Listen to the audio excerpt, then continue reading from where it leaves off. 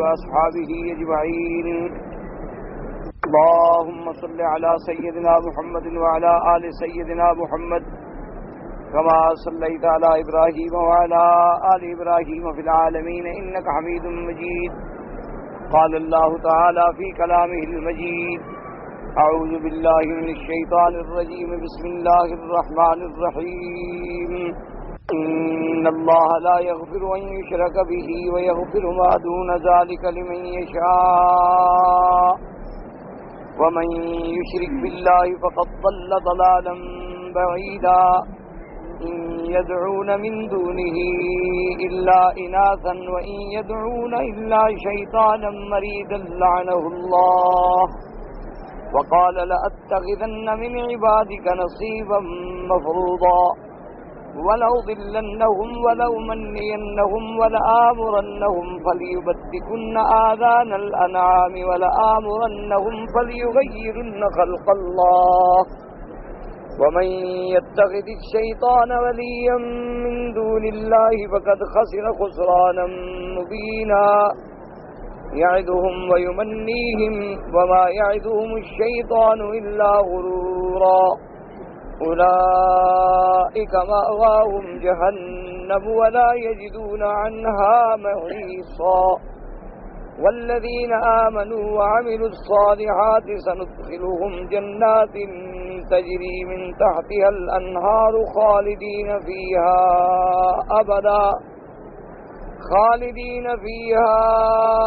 أبدا وعد الله حقا ومن أصدق من اللہ قیلا.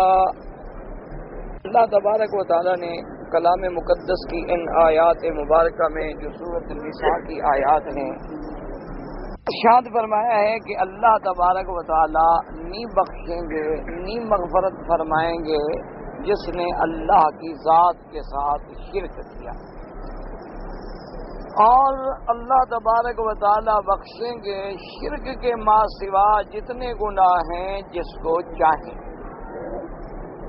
اب سب سے پہلے یہ بات سمجھیں کہ شرک جو ہے وہ کیا ہے. شرک کا معنی یہ ہوتا ہے کہ اللہ تبارک و تعالی کی ذات میں شریک کرے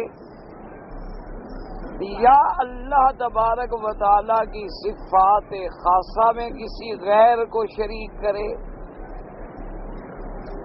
یا انواع جمیع عبادات یعنی جتنی عبادت کی قسمیں ہیں اس عبادت کی کسی ایک قسم کو بھی کسی غیر اللہ کے لیے کرے تو وہ شرک ہو جاتا ہے. اسی طرح مشکل بات جو ہے آج کل عام طور پہ جو لوگوں کے ذہن میں نہیں آتی یا سمجھنے کی کوشش نہیں کرتے، وہ یہ سمجھ لیتے ہیں کہ بھی ہم تو کلمہ پڑھتے ہیں، ہم کیسے مشرک ہیں.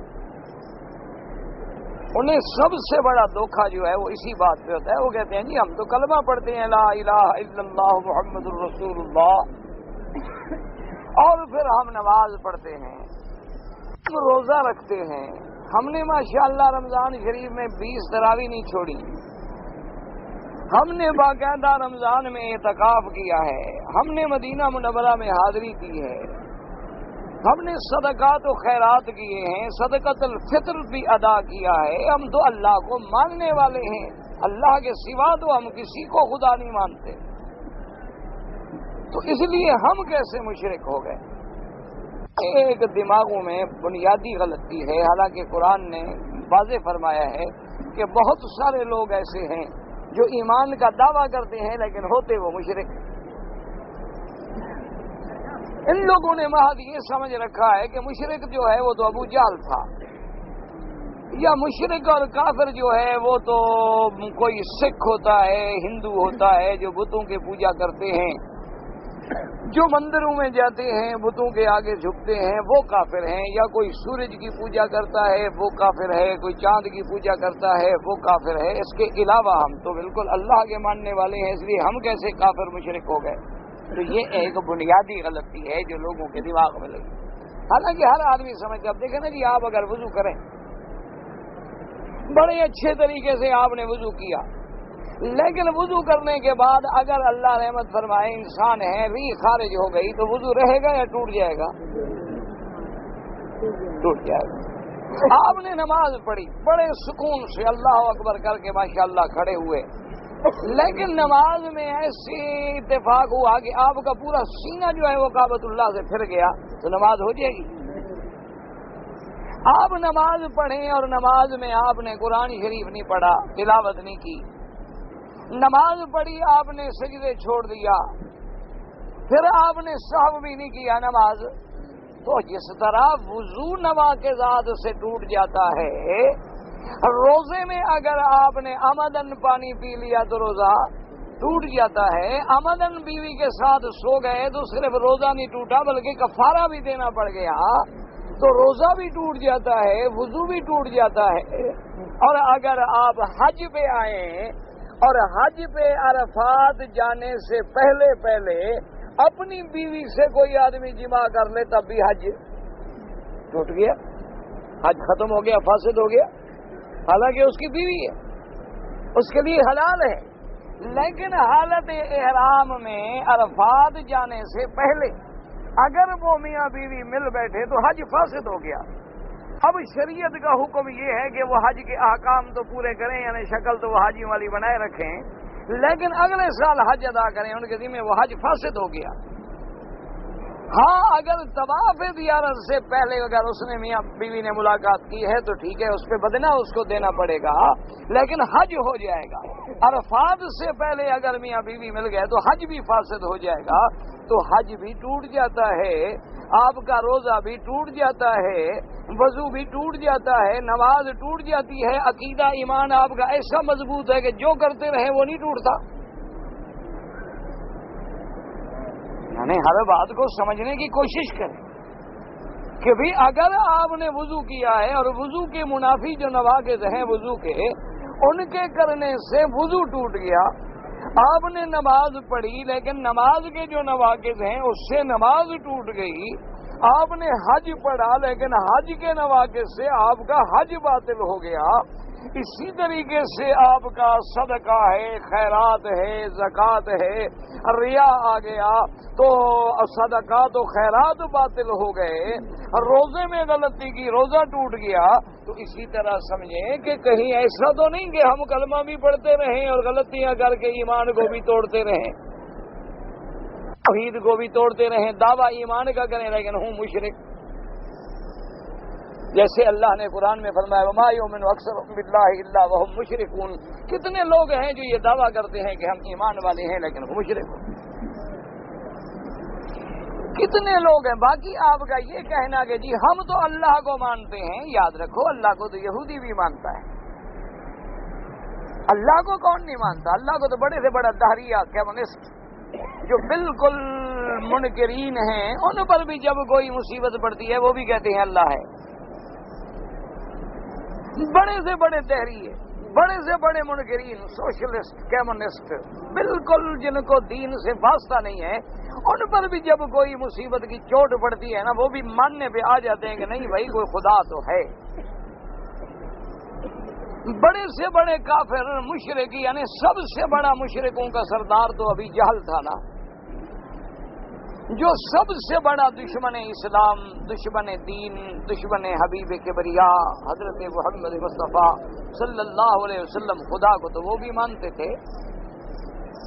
دیکھو نا، اسی سے آپ اندازہ لگا لیں کہ اگر مکے والے خدا کو نہیں مانتے تھے تو پھر اللہ کا گھر بنانے کی کیا ضرورت تھی ان کو؟ انہوں نے تو کعبہ شریف بنایا، باقاعدہ تعمیر کیا، اور تعمیر بھی ایسے کیا کہ ہم تو خیال نہیں کرتے، مولوی ہو کر بھی خیال نہیں کرتے، زکوٰۃ کے پیسے بھی مسجد میں لگا دیتے ہیں، حالانکہ زکوٰۃ کا پیسہ مسجد کی عمارت میں نہیں لگ سکتا، مدرسے کی عمارت میں نہیں لگ سکتا۔ کوئی بڑا سمجھدار آدمی ہو تو کوئی ہیلا کر لیتا ہے، اچھا کسی طالب کو دے دیا کہ بھئی اچھا زکوٰۃ ادا ہوگی، اب طالب سے کہا کہ مسجد میں لگا دو، لیکن اگر وہ طالب لے کے گھر چلا جائے تو دوسرے دن مدرسے میں نہ آنے دیں، ٹانگیں توڑ دیں اس کی، تو پھر یہ کیسی زکوٰۃ ہوئی؟ زکوٰۃ میں تو فقراء کو، مساکین کو مالک بنانا شرط ہے کہ اس کو آپ دے دیں، اب اس کا ملک ہے وہ جو چاہے کرے، وہ دینا چاہے آپ کو دے دے، مدرسے میں دینا چاہے دے دے، نہ دے تو نہ دے، پھر آپ ناراض نہ ہوں، اس لیے کہ وہ تو آپ نے اس کو دے دیا ہے، وہ اس کا مالک ہے، اس کو چاہیے جو چاہے تصرف کرے۔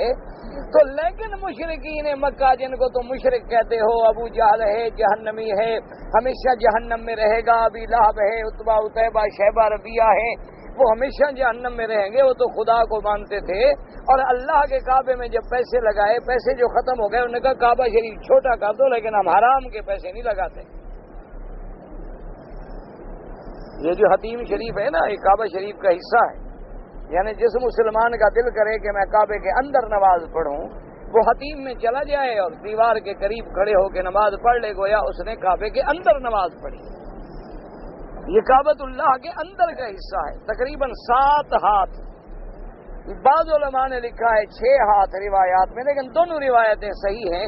جنہوں نے بنیاد کو بھی شامل کیا ہے تو 7 ہاتھ بن جاتے ہیں، اور بنیاد نکال دیں تو 6 ہاتھ بنتے ہیں، تو باتیں دونوں ٹھیک ہیں، روایات دونوں ٹھیک ہیں۔ تو یعنی جس کا بھی دل کرے کہ میں کعبہ شریف کے اندر نماز پڑھ لوں، تو اب ہر وقت تو دروازہ کھل نہیں سکتا، تو اس کے لیے اللہ تبارک و تعالیٰ کا انتظام موجود ہے کہ وہ حتیم میں کھڑا ہو جائے اور اللہ کی عبادت کر لے، نفل پڑھ لے۔ تو گویا اس نے کعبے کے اندر نماز پڑھی۔ تو یہ جگہ باہر کیوں رہ گئی کہ مشرکین جب کعبہ شریف بنا رہے تھے تو انہوں نے کہا کہ اگر ہم پوری عمارت بناتے ہیں تو پیسے پورے نہیں ہوتے، اور جو لکڑی لائے تھے چھت پہ ڈالنے کے لیے وہ لکڑی پوری نہیں ہوتی، اور پھر اور لکڑی خریدنے کی ہمیں طاقت نہیں ہے، اور حلال کا پیسہ نہیں ہے، ورنہ ڈاکے مارنے کے تو بڑے بادشاہ تھے، وہ کہیں سے لوٹ کے لگا دیتے۔ لیکن انہوں نے کہا کہ نہیں، یہ خدا کا گھر ہے، خالص حلال کی کمائی لگاؤ اس میں، اللہ کے گھر میں ہم کوئی غلط پیسہ لگانا نہیں چاہتے۔ آج تو مسلمان سود کے پیسوں سے بھی مسجدیں بنا دیتے ہیں، نہ آپ نے بینکوں میں مسجدیں بنی ہوئی نہیں دیکھی، وہ حلال کا پیسہ لگا ہوا ہے۔ سب سے خوبصورت مسجد تو وہی ہوتی ہے جو بینک بنائے، ان کی عمارت بھی خوبصورت ہوتی ہے، مسجد صرف نماز نہیں ہوتی اس میں، کیونکہ حرام کے پیسے سے بنی ہو جو مسجد اس میں نماز نہیں ہوتی، یاد رکھو۔ جو زمین کسی کی غصب کر کے مسجد بنائی جائے نماز نہیں ہوتی۔ اور یہ جو ہمارے عام دیہاتوں میں رواج ہے کہ شاملات دے ہیں، سرکاری زمینیں جو بچی ہوتی ہیں وہاں قبضہ کر لیتے ہیں، وہاں بھی نماز نہیں ہوتی، وہ ہمارا ملک نہیں ہے، سرکاری ارادی پڑی ہوئی ہے جی، کوئی پوچھنے والا نہیں جی، مدت ہو گئی بیکار پڑی مسجد بنا دو، بالکل غلط بات ہے۔ بالکل اگر عرض مغصوبہ ہے، زمین جبرن لی جائے یا اس میں حرام کا پیسہ ڈالا جائے تو اللہ تبارک و تعالیٰ کا گھر بنانا بھی ناجائز، اور ایسی جگہوں میں جا کے نماز پڑھنا بھی منع۔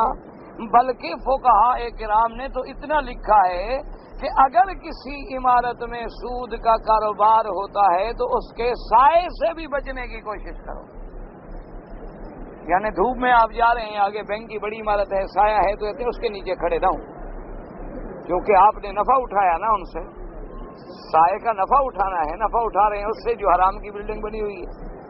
لیکن وہ ابو جہل تو اتنا پکا تھا کہ اس نے اس میں سود کا پیسہ نہیں لگایا، اس نے اس میں ڈاکے کا پیسہ نہیں لگایا، اس نے اس میں حرام کا پیسہ نہیں لگایا، اور اتنے ادب سے اللہ کا گھر بنایا کہ کئی دن تو سارا دن ساری رات حرم میں گزر جاتی تھی ان کی، کہ بھائی پہلے خدا کا گھر توڑے تو بنائے نا، توڑے کیسے؟ اللہ کا گھر ہے کیسے توڑ دیں؟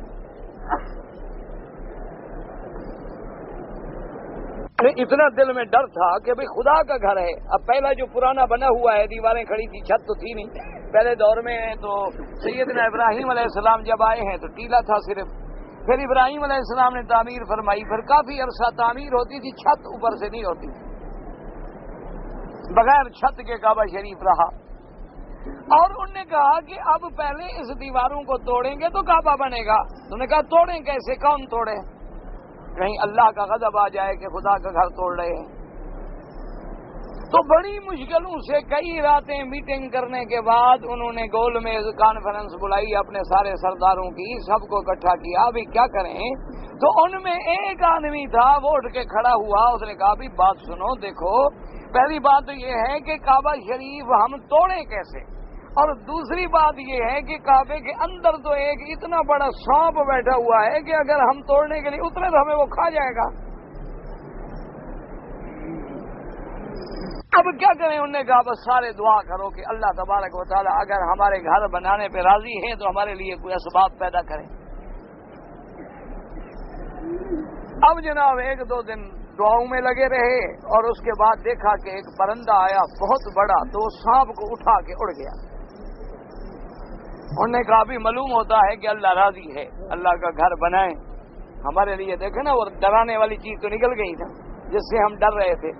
انہوں نے کہا اچھا ٹھیک ہے آؤ جی توڑے. انہوں نے کہا جی کون توڑے؟ تو ایک ان میں جو تھا نا بڑا ولی، تو اس نے کہا کہ ایسا کرتے ہیں کہ میری عمر ہے کافی، میں بوڑھا ہو گیا ہوں، تم جوان آدمی تو نہ توڑو، کہیں خدا کا عذاب آ جائے تو تم تو نہ مر جاؤ. چلو میں بوڑھا تو ہوں نا، کافی کھا پی چکا ہوں، سب سے پہلے میں اینٹ توڑتا ہوں اور پھر 24 گھنٹے صبر کرتے ہیں، اگر میرے اوپر کوئی عذاب آ جائے تو باقی نہ توڑنا. یہ کافر ہیں کافر. تم مسجد توڑتے ہوئے ڈرتے ہو کبھی؟ مسلمان کلمہ پڑھنے والے کہ یہ جی دوسری پارٹی کی مسجد ہے توڑ دو. اب تو مسجدیں بھی پارٹیوں کی ہیں نا. ہمارے ملک میں جتنی مسجدیں ہیں ماشاءاللہ سبحان اللہ، اللہ کی مسجد تو آپ کے ملک میں پتہ نہیں کہیں ہے یا نہیں ہے. یہ اس جماعت کی مسجد ہے، یہ اس جماعت کی مسجد ہے، یہ اس جماعت کی مسجد ہے، یہ اس پارٹی کی مسجد ہے، یہ اس پارٹی کی. وہ بھی خدا کی مسجد بھی کہیں ہے، اللہ کا گھر بھی کہیں ہے، ورنہ مساجد تو اللہ کی ہوتی ہیں، پارٹی کا کیا مرا ہے. مسجدیں جو ہیں اللہ کا گھر ہیں. کوئی بنا دے، زید کوئی بنا دے، کوئی آدمی اپنا پرایا کوئی بنا دے، اللہ کا گھر ہے. ان المساجد للہ.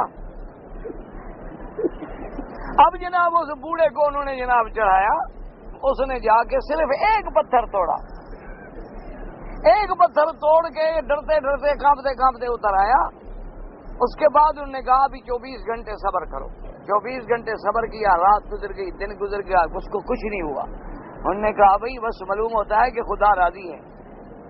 اگر اللہ ناراض ہوتے اور ہم خدا کا گھر توڑ رہے تھے تو اللہ تبارک و تعالیٰ کو ہمارے توڑ دینے میں کون سی دیر لگتی. اگر اللہ نے پہلے ہاتھیوں کو ابابیلوں سے مروا دیا ہے تو ہمیں ہلاک کرنے میں کتنی دیر لگ جاتی. معلوم ہوتا ہے خدا راضی. اب آؤ سارے مل کے توڑتے ہیں، پھر کعبہ بناتے ہیں. تو جن کے دل میں اتنی خدا کے گھر کا عزت و احترام تھی ان کو تو ہم کہتے ہیں وہ مشرک تھے، اور ہمارے دل میں جو احترام ہے وہ تو آپ نے رمضان شریف میں دیکھ لیا تھا نا کہ جب افطار ختم ہوتا تھا تو ٹنوں کے حساب سے گندگی دھوتے تھے بیچارے دھونے والے. یہ مسلمان ہیں ہم. کعبہ شریف میں بیٹھے ہیں، کھجور کھائی پھینک دی، پانی پیا ڈول دیا، جو چیز کھائی نیچے پھینک دی. اللہ کے گھر میں ہمارا ادب یہ تھا کہ پاؤں میں جناب یعنی ہر افطار کے بعد، ہر عشاء کے بعد ان کو دھونا پڑتا تھا. اور آپ نے دیکھا تھا کتنا گند نکلتا تھا، وہ ہمارا گند تھا. تاکہ گھر کے اندر مطاف میں بیٹھے ہوئے ہیں، طواف کر رہے ہیں، کھجوریں پڑی ہوئی ہیں، پاؤں پر جا رہے ہیں، گزر رہے ہیں، لڑ رہے ہیں، چھین رہے ہیں. اور جناب باہر کوئی بیچارہ خیرات چلانا شروع کرے تو اللہ کی رحمت سے اس کے کپڑے سلامت نہیں رہتے تھے، وہ بغیر کپڑوں کے گھر جاتا تھا. ہم مسلمان ہیں نا ماشاءاللہ، بڑا ادب ہے. یعنی اللہ معاف کرے، اللہ معاف کرے. ہندو بھی کبھی مندر میں بے ادبی نہیں کرتا، کبھی کبھی اپنے گردوارے میں بے حرمتی نہیں کرتا. یہودی اور عیسائی بھی کبھی اپنے کلیسا میں بے حرمتی نہیں کرتا. بھی افطار ہے، تھوڑی سی کھجور مل گئی، کاغذ میں لپیٹ دیں، ڈبے میں رکھ لیں.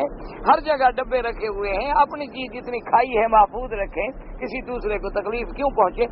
لاکھوں کی قالینیں برباد ہو گئی صرف کہ کھجوریں نیچے چھپا رہے تھے. آج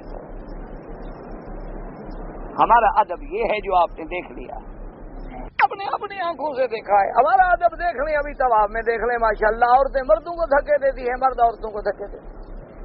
اب بندہ اگر اپنی بیٹی بہن بیوی کو بتلا دے کہ بھی اذان سے 15 منٹ پہلے نکل آؤ باہر، طواف بچ گیا تو بچ جائے، کیا ہو گیا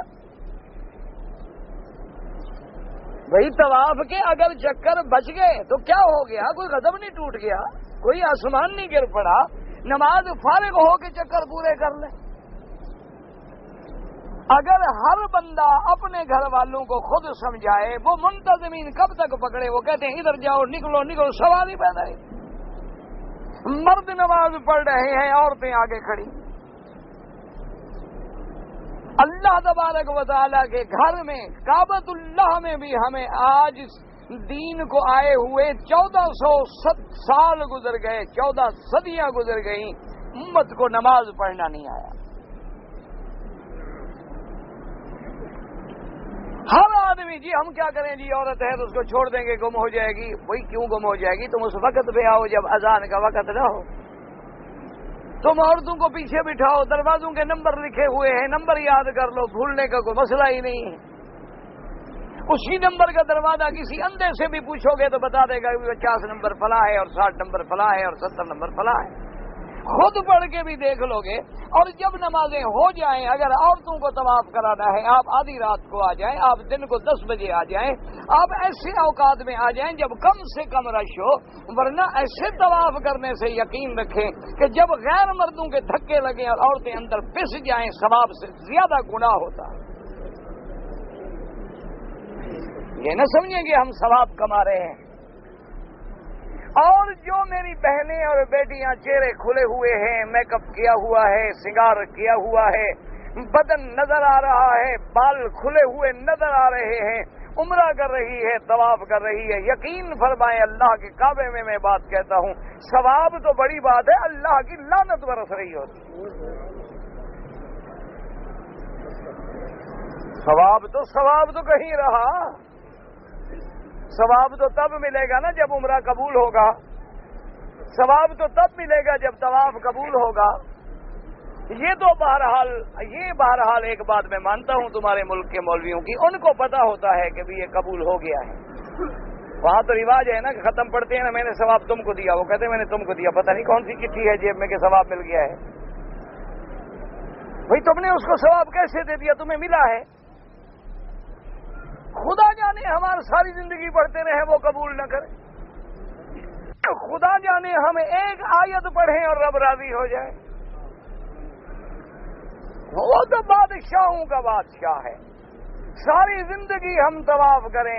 ایک بار اللہ کے ولی کا واقعہ لکھا ہے، فرماتے ہیں کہ میں آیا تو میں نے دیکھا کہ ایک آدمی طواف میں ہے اور بڑی رو رو کے دعائیں مانگ رہا ہے، اور میں نے خواب میں دیکھا کہ حکم ہوتا ہے کہ نکل جاؤ میرے گھر سے، تمہارا کوئی طواف منظور نہیں، کوئی عبادت منظور نہیں ہو۔ کہتے میں ڈر کے اٹھا، میں نے اس بندے کو جا کے پکڑا، میں نے کہا خدا کے بندے کیا ایسی وجہ ہو گئی ہے کہ میں نے ایسا خواب دیکھا ہے کہ اللہ حکم دیتے ہیں کہ نکل جاؤ میرے گھر سے؟ اور نے کہا تم نے تو خواب دیکھا ہے، ہم تو کئی سالوں سے یہ باتیں دیکھ رہے ہیں، لیکن وہ کہتا جو ہے نکل جاؤ، اور کوئی دروازہ ہے کہ میں جاؤں؟ آپ مجھے اس سے یہ تو پتا کر کے دے دینا اللہ میاں سے کہ کوئی اور دروازہ ہے میں وہاں جاؤں، اور جب ہے نہیں تو کہاں جاؤں؟ تو فرماتے ہیں مجھے دوسرے دن بشارت ہوئی کہ اس کو مبارک دے دو کہ ساری عبادت قبول ہو گئی۔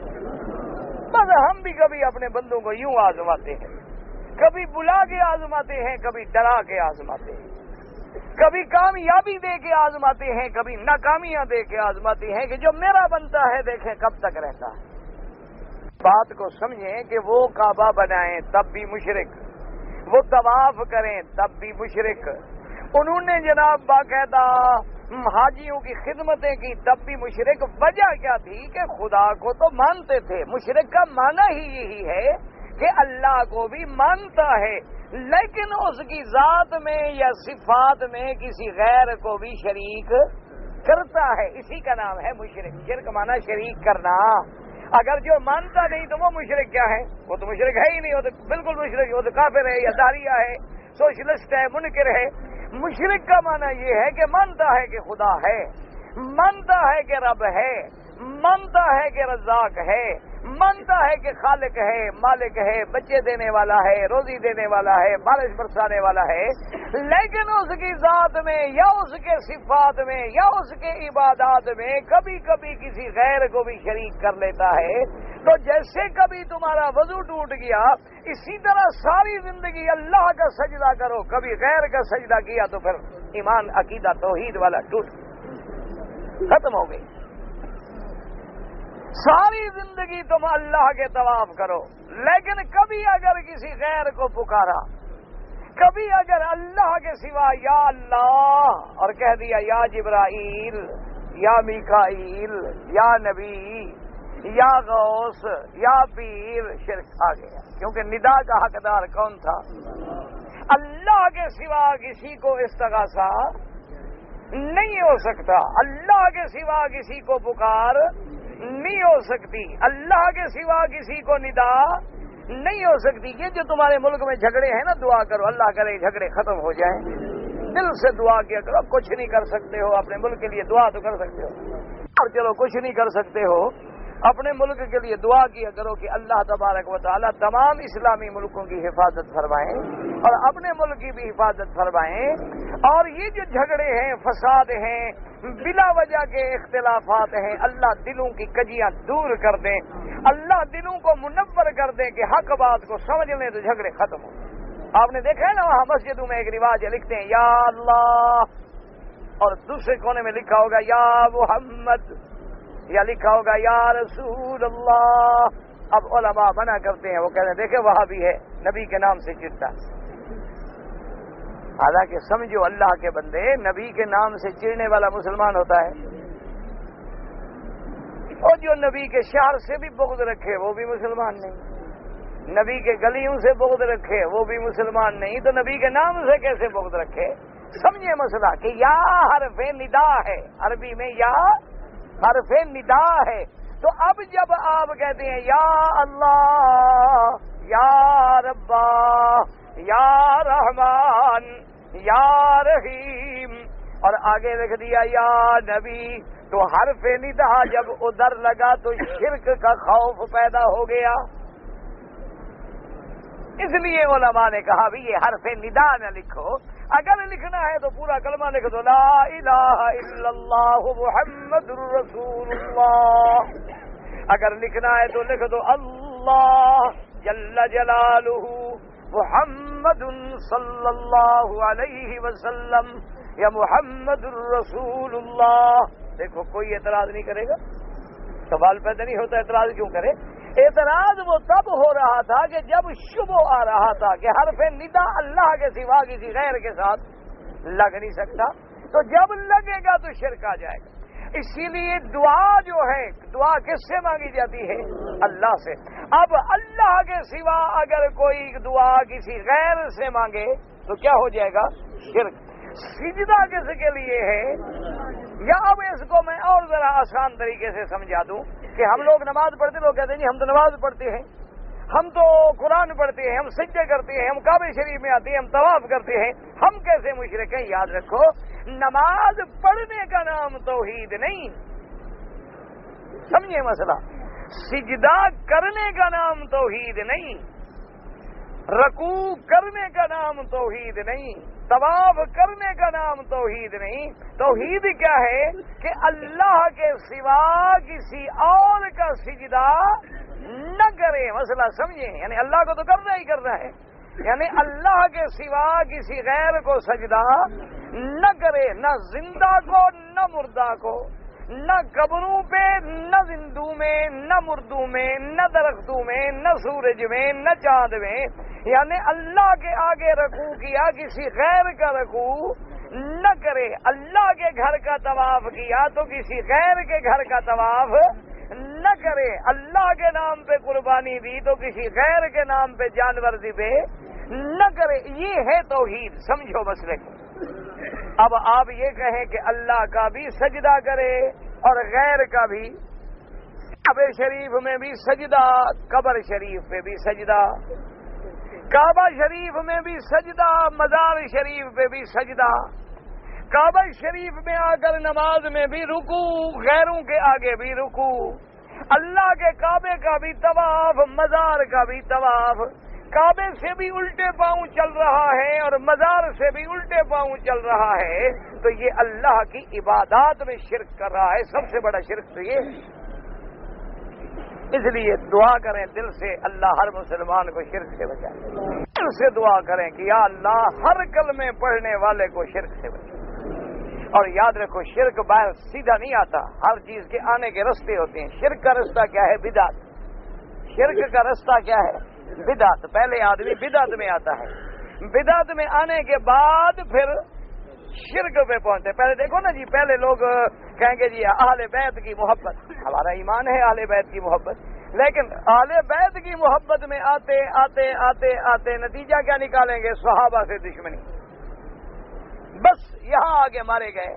ورنہ اہل بیت سے محبت کرنا نعوذ باللہ وہ تو ایمان ہے. اہل بیت سے کون محبت نہیں کرتا؟ یعنی ہم حضور کا کوئی کلمہ پڑھ لیں، حضور کی زیارت کر لیں، اس سے تو ہم محبت کریں. حضور کی اولاد سے کوئی بغض رکھ سکتا ہے؟ حضور کی بیویوں سے، حضور کے رشتہ داروں سے، کلمہ پڑھنے والوں سے کون بغض رکھ سکتا ہے؟ اب نعرہ تھا حب علی کا، لیکن آگے اب بغض معاویہ. نعرہ تھا حب اہل بیت کا، اور انجام کہاں پہنچایا؟ بغض صحابہ پر، کہ جی حضرت علی کو جی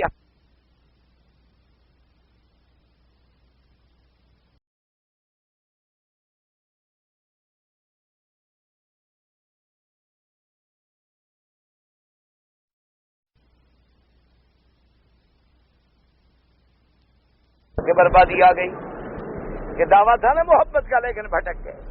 اسی طرح ہمیشہ یاد رکھیں کہ حب صحابہ کا دعویٰ کرنے والے اتنی آگے بڑھ جاتے ہیں کہ پھر اہل بیت سے دشمنی ہو کے خارجی بن جاتے ہیں. اسی طرح محبت اولیاء اللہ کا دعویٰ ہوتا ہے لیکن بڑھتے بڑھتے شرک میں آ جاتے ہیں.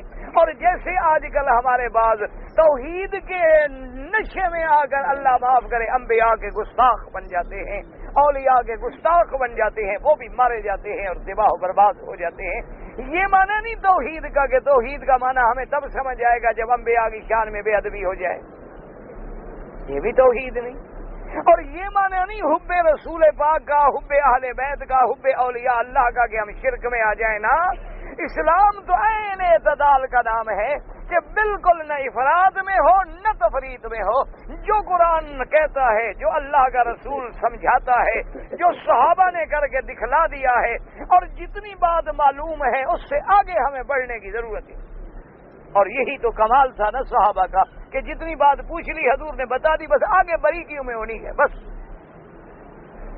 جتنا حضور نے فرما دیا. بس اگلی بحثوں میں الجھنے کے لیے تمہیں فلسفی بننے کی کیا ضرورت ہے؟ تمہیں آگے منطقی بننے کی کیا ضرورت ہے؟ اور تمہیں اگر مگر لگا کے باریکیاں اور دقائق ڈھونڈنے کی کیا ضرورت ہے؟ بس حضور نے فرما دیا، بات ختم ہو گئی. یہی وجہ ہے کہ ہمارے لوگ جو ہیں وہ آگے ایسے بھٹک جاتے ہیں. ان کے دماغ میں یہ ہوتا ہے کہ ہم تحقیق کر رہے ہیں. بھئی جو تحقیق صحابہ نے نہیں کی، جو تحقیق اہل بیت رسول نے نہیں کی. اچھا، بعض مسائل ایسے ہوتے ہیں جن میں صحابہ میں اختلاف ہو گیا، لیکن دونوں نے کبھی ایک دوسرے کو کافر نہیں کہا، دونوں نے کبھی ایک دوسرے کو گمراہ نہیں کہا، دونوں نے کبھی ایک دوسرے پہ فتویٰ نہیں لگایا. زیادہ سے زیادہ غصہ بھی آیا تو یہ کہہ دیا اللہ رحمت کرے، اتنا کہہ دیا. یا زیادہ سے زیادہ غصہ بھی آیا تو نے کہا نہیں وہ جھوٹ بولتا ہے، بات سمجھا نہیں. اختلافات تو صحابہ میں بھی ہو گئے. اب دیکھیں بی بی عائشہ سے بڑا کون ہوگا حضور کے قریب؟ بی بی عائشہ صدیقہ سے بڑا کون ہوگا؟ یعنی جس کو اتنا بڑا قرب حاصل ہے میرے مدنی پاک کا، حضور صلی اللہ علیہ وسلم کی محبوبہ ہے. بی بی عائشہ فرماتی ہیں کہ حضور پاک معراج پہ آسمانوں پہ نہیں گئے، وہ تو روحانی خواب تھا، خواب دیکھا ہوگا آپ نے، آسمانوں پہ تو نہیں گئے. تو بی بی عائشہ یعنی اور اتنے یقین سے کہتی ہیں، جب ان کو کہا گیا کہ حضور آسمانوں پہ گئے، انہوں نے کہا کیا کہتے ہو؟ میں نے تو حضور کا جسد مبارک ماں فقط تو جسد ہوا علی فراشی، میں نے تو اپنے بستر سے حضور کا بدن مبارک ضرور پایا ہی نہیں. وہ تو حضور میرے بستر پہ رہے، میرے گھر میں رہے حضور، ساری رات ان کی میرے بستر پہ گزری ہے، تو اوپر کیسے گئے؟ بی بی عائشہ ناراض ہو گئی. اور جناب حضرت ابن عباس، حضرت عبداللہ ابن مسعود، حضرت عبداللہ ابن عمر، یہ عبادلہ جن کا لقب تھا عبادلہ رضوان اللہ علیہم اجمعین، یہ اجلہ صحابہ جو ہیں وہ کہتے ہیں نہیں، حضور معراج پہ گئے، آسمانوں پہ گئے، پہلا آسمان، دوسرا، تیسرا، چوتھا، پانچواں، چھٹا، ساتواں، سدرۃ المنتہا تک تشریف لے گئے. تو اب دیکھیں اختلاف ہے. بی بی عائشہ کہتی ہے نہیں گئے. یہ بڑے بڑے اجلہ صحابہ فرماتے ہیں کہ نہیں حضور تشریف لے گئے اور اپنے جسد مبارک کے ساتھ اوپر تشریف لے گئے. اب دونوں میں اختلاف ہے، لیکن کبھی انہوں نے بی بی عائشہ کی شان میں کوئی کلمہ ایسا نہیں کہا کہ بی بی کی شان میں کمی ہو جائے، یا کبھی بی بی عائشہ نے ان کے شان میں ایسا کلمہ نہیں کہا کہ ان کے شان میں کمی آ جائے۔ اور پھر کمال ہے فقہا کا، کمال ہے ائمہ کرام کا، کمال ہے ائمہ محدثین کا، اللہ ان کی قبروں پہ کروڑوں رحمتیں فرمائے۔ انہوں نے کہا میرے بھائی، حضرت ابن عباس، عبداللہ ابن مسعود، جمہور صحابہ بھی سچے ہیں اور بی بی عائشہ بھی سچی ہے، کیونکہ صحابہ تو جھوٹے، صحابہ کوئی صحابی جھوٹا، یاد رکھو الصحابہ تو کلہم صدوق وعدول، تمام صحابہ سچے، کیوں؟ جن کی سچائی کا خدا گواہ ہو تو بات ہی ختم ہو گئی، صحابہ تو جھوٹے ہو نہیں سکتے۔ انہوں نے کہا بھائی بی بی عائشہ بھی سچی ہے اور یہ باقی صحابہ بھی سچے ہیں۔ انہوں نے کہا جی یہ کیسے ہو سکتا ہے کہ بی بی کہتی ہیں حضور اوپر تشریف نہیں لے گئے، یہ صحابہ کہتے ہیں حضور تشریف لے گئے، تو یہ دونوں کیسے سچے ہو گئے؟ انہوں نے کہا ذرا تاریخ دیکھو معراج کی تو مسئلہ حل ہو جائے گا۔ معراج ہوا حضور کو مکے میں، معراج ہوا ہجرت سے پہلے، اور بی بی عائشہ تو حضور کی بیوی نہیں تھی، ذرا حل ہو گیا کہ نہیں ہو گیا؟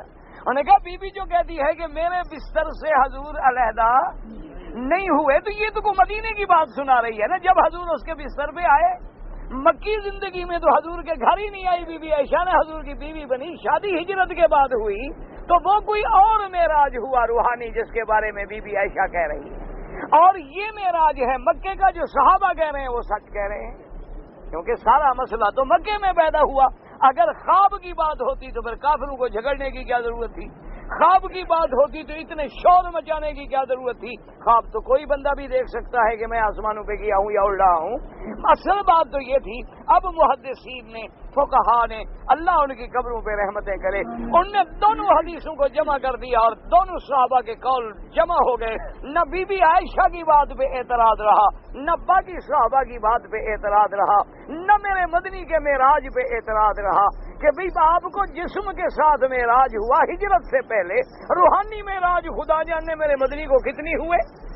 اللہ تبارک و تعالیٰ کے نبی نے کبھی بی بی عائشہ کو کسی اور معراج کا بھی ذکر فرما دیا ہوگا، اور بی بی عائشہ نے جو سنا وہ وہی بیان کر رہی ہے، جھگڑے کی تو بات ہی نہیں۔ اسی آپ کے حج میں اور عمرے میں دیکھیں صحابہ میں اختلاف ہے، آج تو اللہ معاف کرے اختلاف ہو تو کہتے ہیں مسجد پلید ہو جاتی ہے، وہاں بھی نماز پڑھ جائے نا کہتے ہیں مسجد دھو ڈالو۔ انا للہ و انا الیہ راجعون، دعا کرو اللہ مسلمانوں کے دلوں سے بغض نکال دے، اللہ ان کو پھر حضور کا غلام بنا دے، اللہ سب کو پھر شریعت مطہرہ پہ چلا دے، اللہ سب کو دامن مصطفیٰ کے ساتھ لگنے کی توفیق عطا فرما دے۔ یہ جھگڑے یاد رکھنا کیوں ہوتے ہیں؟ یا جھگڑا جہالت سے ہوتا ہے کہ مسئلہ معلوم نہ ہو تو جھگڑا، یا جھگڑا ضد سے ہوتا ہے، یا جھگڑا اپنی اپنی پارٹی بنانے سے ہوتا ہے کہ ہر آدمی چاہتا ہے کہ میرا ایک حلقہ بن جائے اور میری روٹی پانی چلتا رہے، کسی کا کام ہو نہ ہو، عقیدہ بنے نہ بنے، مسلمان بنے نہ بنے، لڑائیاں ہوتی رہیں، آخر میری پارٹی وہ اس کی پارٹی، وہ اس کو دعوت دیں گے اس کو دعوت دیں گے، دونوں مولویوں کا حلوہ چلتا رہے گا۔ جھگڑا اس لیے ہوتا ہے، دعا کرو اللہ مولویوں کو اپنے خزانے سے دے دے، نہ کسی کے محتاج رہیں نہ جھگڑا کریں۔ جھگڑے اسی لیے ہوتے ہیں، اور کیا جھگڑا ہے؟ کس بات کا جھگڑا ہے؟ جو پڑھا لکھا آدمی ہے، عالم ہے، قرآن پڑھتا ہے، حدیث پڑھتا ہے، اس کو مسئلے آج تک سمجھ نہیں آئے، وہ بات ہے۔ اچھا سمجھ نہیں آئے تو کٹھے بیٹھ کے سمجھ لیں، بات ختم ہوگی، لڑائی کی کیا ضرورت ہے؟ اصل لڑائیاں نہیں ہیں، آج کل تو جناب مصیبت یہ ہو گئی ہے ہر جماعت نے لباس بھی اپنا بنایا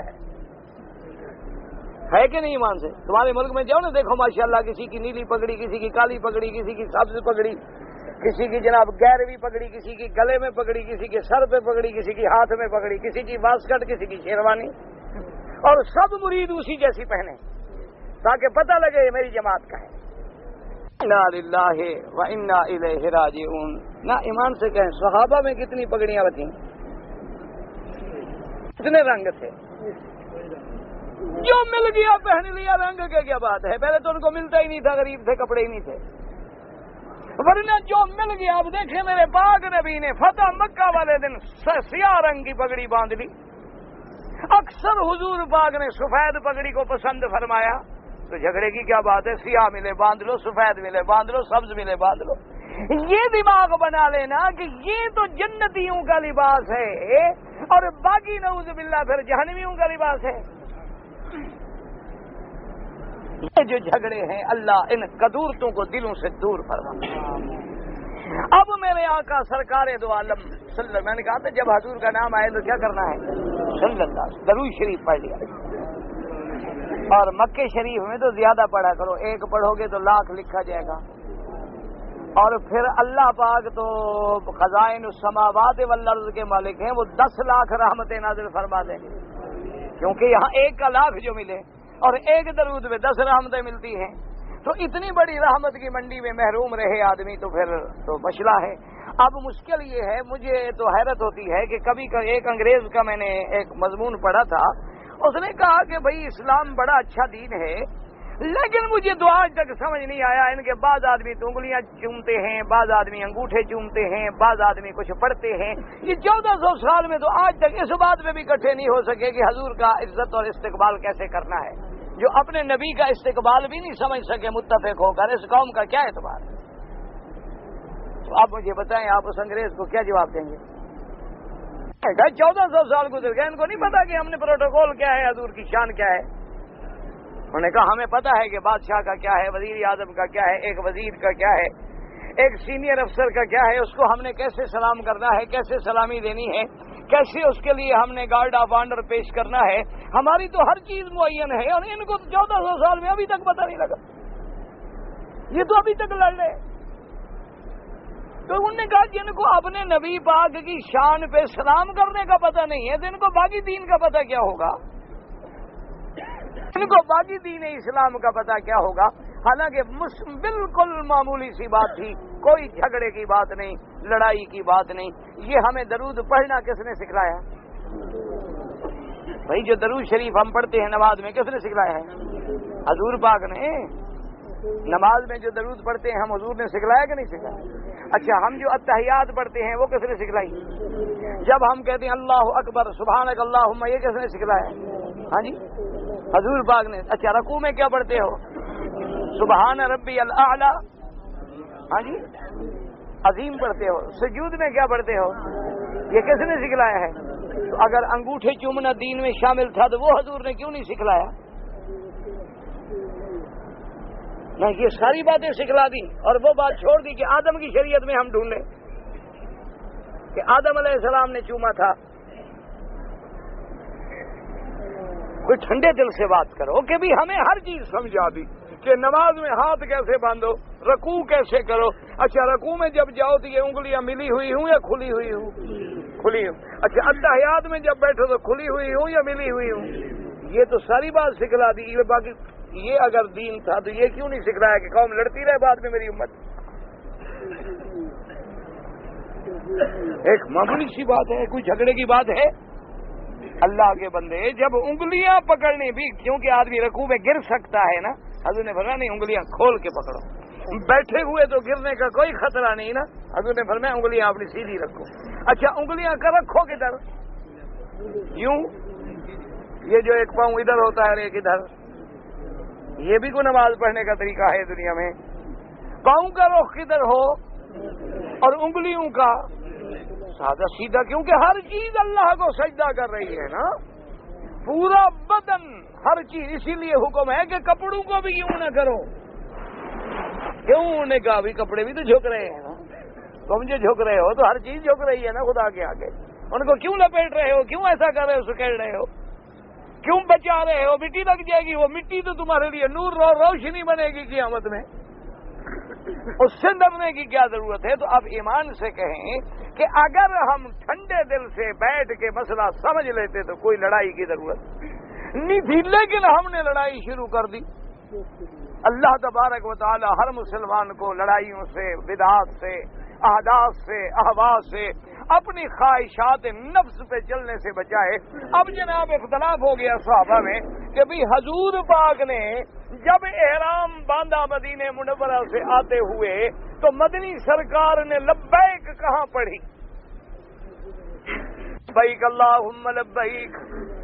اب ایک صحابی کہتا ہے کہ حضور پاک نے جب مسجد میں نماز پڑھائی صبح کی صبح کی نماز کے بعد جب سلام پھیرا فرمایا لبیک بعمرۃ وحجۃ لبیک اللہم لبیک لبیک لا شریک لک لبیک، کہ حضور نے اسی مسجد میں، اور یاد رکھو عمرے کے لیے کسی نماز کی علیحدہ ضرورت نہیں ہوتی، مسئلہ سمجھ لو، کیا مانا تم نے اگر ظہر کی نماز پڑھی ہے، عصر کی پڑھی ہے، فجر کی پڑھی ہے، مغرب کی پڑھی، عشاء کی پڑھی ہے، تو اسی کے بعد لبیک اللہم لبیک، اور کسی 2 رکعتیں پڑھنے کی ضرورت نہیں، اور ویسے بھی وہ 2 رکعت سنت الاحرام ہے، یعنی اگر موقع ملے تو الحمدللہ، موقع نہیں ملا تو بس میں بیٹھے بیٹھے لبیک اللہم لبیک لبیک لا شریک لک لبیک، جہاز میں بیٹھے ہو وضو نہیں ہے، اللہ فرماتے ہیں کوئی بات نہیں، چادریں باندھ لو، وہیں سیٹ پہ بیٹھے بیٹھے لبیک اللہم لبیک، کوئی نماز کی ضرورت نہیں، وضو بھی نہیں تو کوئی حرج نہیں۔ یہ سارے مسئلے تب ہے کہ اگر گھر ہے، جگہ ہے، احرام ہے، حمام ہے، موقع ہے، تو افضل ہے کہ غسل کرو، افضل ہے کہ 2 چادریں باندھ کے 2 رکعت پڑھ لو، اس کے بعد لبیک پڑھتے ہوئے آ جاؤ۔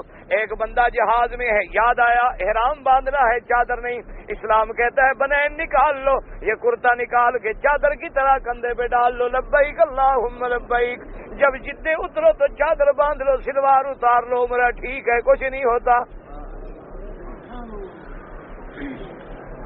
شریعت اتنی آسان ہے، لیکن کوئی سمجھنا بھی تو چاہے۔ کتنے آدمی ہوں گے جنہوں نے مجھ سے پوچھا جی احرام کی چادریں ہماری سامان میں رہ گئی، ہم نے احرام نہیں باندھا، احرام نہیں باندھا، میقات گزر گئے، دم پڑ گئی۔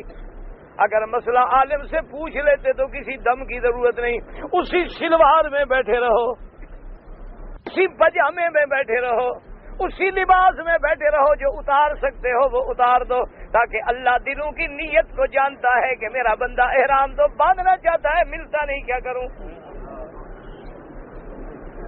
میں خود وہاں سے ابھی رمضان سے 1 دن پہلے، یعنی وہی راستے میں رمضان ہو گیا، ہانگ کانگ سے آ رہا تھا، میرے دل میں تھا کہ دبئی سے جا کے میں احرام لے لوں گا۔ وہاں جب آیا ایئرپورٹ پر ماشاءاللہ وہاں ہر چیز تھی، اگر نہیں تھا تو احرام نہیں، باقی ہر چیز تھی۔ میں نے جتنے دکان تھے 3-4 چکر مارے، ایک سے پوچھا، میں نے اب جناب دل میں بڑا حسرت ہو، مجھے خیر مسئلے کا تو مجھے پتا تھا، میں نے کہا نہ ملا تو کیا فرق پڑتا ہے، یہ رومال تو ہے نا میرے پاس، یہی کندھے پہ ڈال کر بیگ پڑھ لوں گا، جہاز میں کیا جدے اتر کے احرام باندھ لوں گا۔ لیکن میں نے کہا اچھا ہے کہ اگر مل جائیں تو بہتر ہے کہ ذرا آدمی اچھی طرح چادریں ہوں، اچھے لباس میں ہو، پھر خاص طور پہ مولوی تو نشانہ بنتا ہے، کہیں گے بیچارہ خود بخود ڈالے ہوئے ہے، مسکین سمجھے، غریب سمجھے، مولوی تو بیچارہ ہدف ہوتا ہے نا، باقی تم جو کرو تمہارے پاس لائسنس ہے، صرف مولوی گناہ نہ کرے،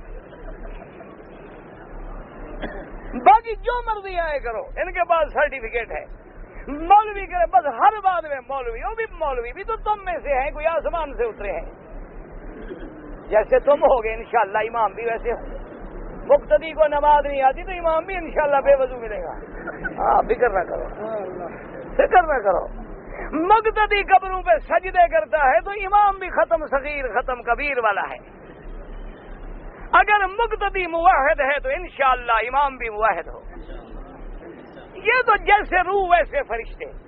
خیر جناب میں بڑا پریشان سوچتا رہا کہ اللہ عجیب بات ہے، اتنا بڑا ایئرپورٹ ہے، اور پھر میں نے ان کے ذمہ داروں سے کہا، میں نے کہا خدا کے لیے کچھ عقل کرو، یہاں کوئی احرام کی بھی ایک دکان کھلوا دو۔ انہوں نے کہا ہاں بات تو ٹھیک ہے، کہ کیا ٹھیک ہے، کتنے لوگ بیچارے محروم ہوتے ہوں گے جن کو مسئلے کا پتہ نہیں، وہ کیا کریں گے۔ خیر مجھے ایک آدمی یہاں مکے کا مل گیا، میں نے کہا بھائی تم کہاں جا رہے ہو، احرام باندھے ہوئے تھا، میں نے کہا جی میں تو جا رہا ہوں مکہ شریف ہی جا رہا ہوں، لیکن مجھے فلائٹ نہیں ملی ڈائریکٹ، تو پہلے میں ریاض جاؤں گا، ریاض سے جدے آؤں گا۔ تو نے کہا کیا بات ہے، میں نے کہا مجھے احرام کا تھا، میں نے تلاش کیا، اس نے کہا جی افسوس یہ ہے کہ وقت تھوڑا رہ گیا، میرا بھائی یہاں ملازم ہے، وہ بھاگ کے گھر سے احرام لے آتا۔ میں نے کہا اس نے کہا اچھا جی آپ ایسا کریں، 2 تولیے ہیں میرے پاس، ایک آپ پہن لیں ایک میں پہن، ایک تولیہ اس نے مجھے دے دیا، میں نے چادر بنا کے پہن لیا، اس نے بھی رومال کندھے پہ ڈال لیا، میں نے بھی رومال کندھے پہ ڈال، دونوں کا احرام ہو گیا ماشاءاللہ۔ تو اصل مسئلہ کیا ہے، جہالت، کہ ہم دین سیکھنا ہی نہیں چاہتے۔ کتنے لوگ ہیں اذان کے بعد پانی پی رہے ہو، اذان ہو گئی پانی پی رہے، اور بھائی تمہیں پتہ نہیں ہے کہ صبح سادے کے بعد پینا بند، اور اذان صبح سادے کے بعد ہوگی، پہلے تو نہیں ہوتی نا، اتنا ہر آدمی جانتا ہے، لیکن کوئی مسئلہ سیکھنے کے لیے تیار۔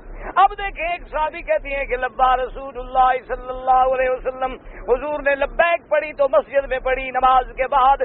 دوسرے صحابی روایت کرتے ہیں کہ نہیں، حضور پاک نے لبیک پڑھی جب اونٹنی پہ سوار ہونے لگے، اپنی اونٹنی پہ بیٹھنے لگے، حضور پاک اونٹنی کھڑی ہوئی تو حضور نے فرمایا لبیک اللہم لبیک۔ اب تیسرا صحابی کہتا ہے کہ نہیں، جب بیر علی ذل حلیفہ سے نکلو تو آگے پہلی چڑھائی آ جاتی ہے، اس کو کہتے ہیں بیدا، اس بیدا پہ حضور پہنچے تو لبیک پڑھی۔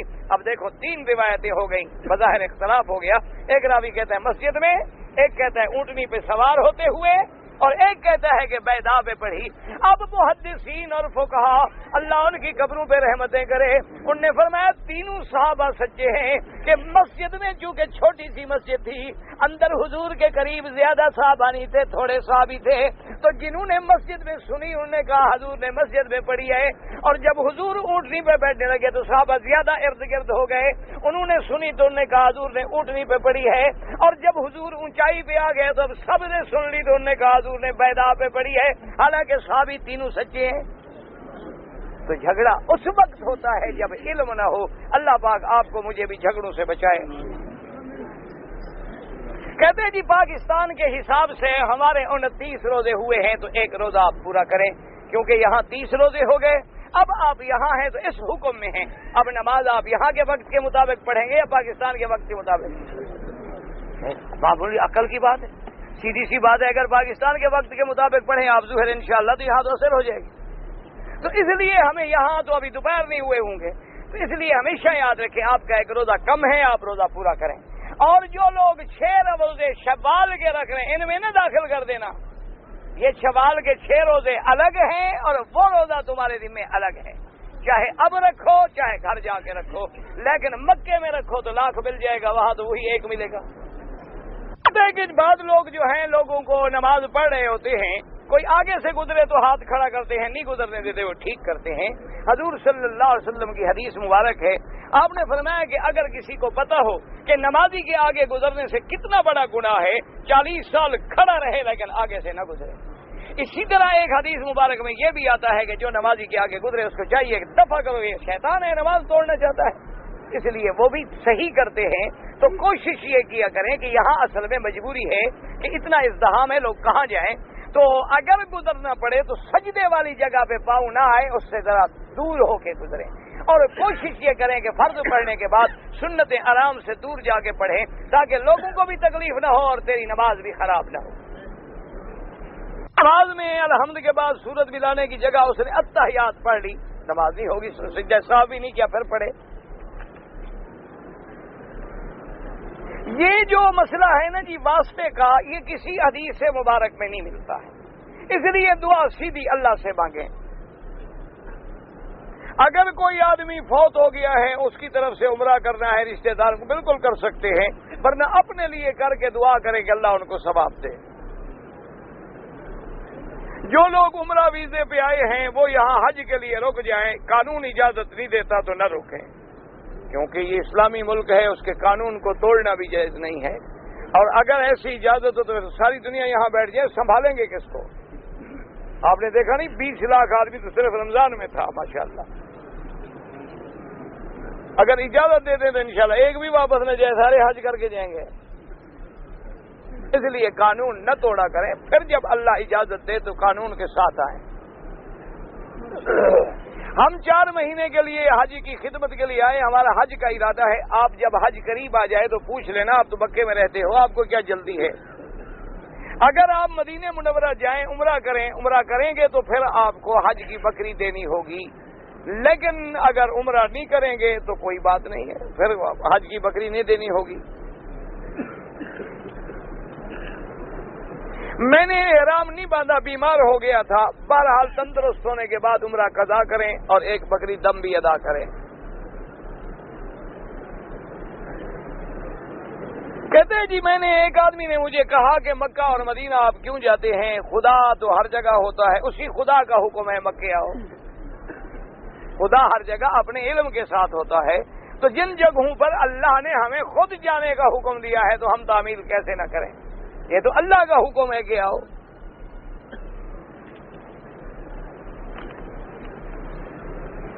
شوال کے 6 روزے جو ہم نے رکھنے ہیں، افضل تو یہ ہے کہ عید کا دن چھوڑ کے اس کے بعد آپ متواتر 6 روزے رکھ لیں، کیونکہ افضل بھی یہی ہے۔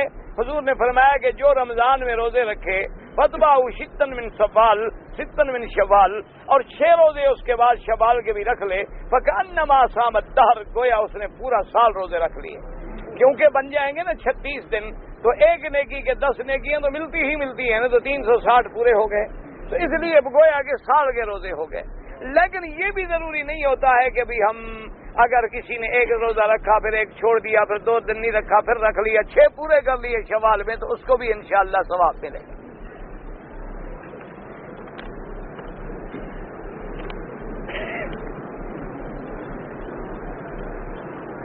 میں مکہ سے بھی اپنے ملک سے بھی عمرہ کر لیا، مدینہ منورہ سے بھی میں نے الحمدللہ عمرہ کر لیا، اب میں مکے میں ٹھہرا ہوا ہوں، مسجد عائشہ سے عمرہ کرنا چاہوں تو امام ابو حنیفہ رحمۃ اللہ علیہ اور امام شافعی رحمۃ اللہ علیہ کے نزدیک عمرہ کر سکتے ہیں، لیکن سب کے نزدیک افضل یہ ہے مکے میں رہتے ہوئے کہ طواف کریں، طواف میں زیادہ ثواب ہے اس عمرے سے۔ اگر میں 2 رکعت نفل پڑھ کے والدین کو بخشوں بالکل کوئی بات نہیں، کوئی مسئلہ نہیں، جائز ہے۔ میں نے اور میری بیوی نے عمرہ کیا، اور عمرہ کرنے کے بعد جو ہے جب ہم نے طواف بھی کر لیا، صفا مروہ دوڑ لیا، تو میں نے اپنا سر نہیں مڈایا تھا کہ بیوی کے بال میں نے کاٹ لیے، کوئی بات نہیں، کوئی مسئلہ نہیں، اپنے بال بھی خود کاٹ سکتے ہو، ایک دوسرے کے بال بھی کاٹ سکتے ہو۔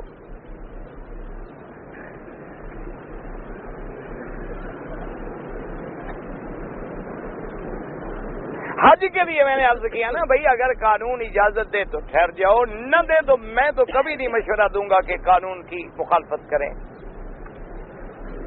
ماں باپ کے لیے دعا کریں، بالکل دعا کریں، ماں باپ کے لیے دعا کرنا تو قرآن کا حکم ہے، قرآن نے سکھایا ربنا اغفر لی ولوالدی رب ارحمہما کما ربیانی صغیرا۔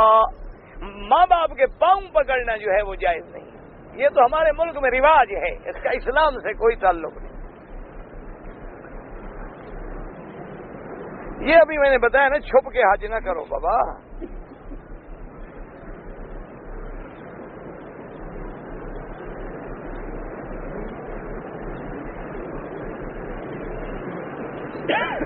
کہتے جی کہ میں نے ایک آدمی سے کمرہ لیا تھا 2200 ریال پہ، میں نے 500 ریال دے دیے اور پھر مدینہ چلا گیا،